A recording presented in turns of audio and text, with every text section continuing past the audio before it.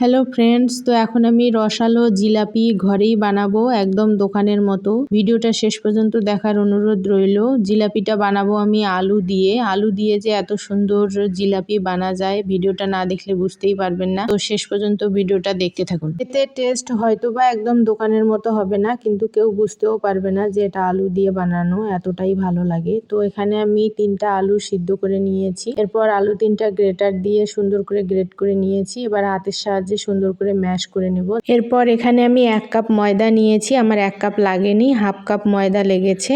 আর 1 চামচ ঘি, 2 চামচ গুঁড়ো দুধ, 1 চামচ হচ্ছে বেকিং সোডা, 1 চামচ বেকিং পাউডার দিয়ে সুন্দর করে মেখে নেব। ঘিটা কিন্তু এখানে দিতেই হবে, তাহলে আলুর যে কাঁচা গন্ধটা আছে সেটা চলে যাবে। আপনারা চাইলে এলাচের গুঁড়ো দিতে পারেন। মাখার সময় এখানে কোনো জল ব্যবহার করতে হবে না, আলুটা দিয়েই মাখা হয়ে যাবে। নরম মতো একটা ডো বানিয়ে নিতে হবে, নরম সফট। এরপর হাতের মধ্যে সামান্য একটু তেল লাগিয়ে জিলাপির শেপ দিয়ে দিব। আপনারা চাইলে বিভিন্ন শেপেও বানিয়ে নিতে পারেন, সমস্যা নেই। তো আমি যেহেতু এর নাম দিয়েছি আলুর জিলাপি, তাই আমি জিলাপির মতো শেপ দিলাম। আসলে এটা পিঠা না জিলাপি কিছুই বুঝতে পারতেছি না, খেতে কিন্তু দারুণ লাগে। আপনারাই বলেন তো এর কি নাম দেয়া যায়, জিলাপি না পিঠা। এরপর এখানে চিনির শিরা বানিয়ে নেব। তার জন্য 1 কাপ চিনির মধ্যে 1 কাপ জল দিয়ে একটা পাতলা শিরা বানাবো। ঘন শিরা বানানো যাবে না, তাহলে জিলাপির মধ্যে রস ঢুকবে না। আর আমি জিলাপিগুলো ভেজে নেব, তার জন্য এখানে তেল দিয়ে দিয়েছি। তেলটা বেশি গরম অবস্থায় জিলাপি ছেড়ে দেওয়া যাবে না, হাত সহ্য করতে পারবে তেলটা এরকম অবস্থায় জিলাপিগুলো দিয়ে দিতে হবে। পিঠাগুলো দিয়ে সঙ্গে সঙ্গেই নাড়াচাড়া করা যাবে না, তাইলে ভেঙে যাবে।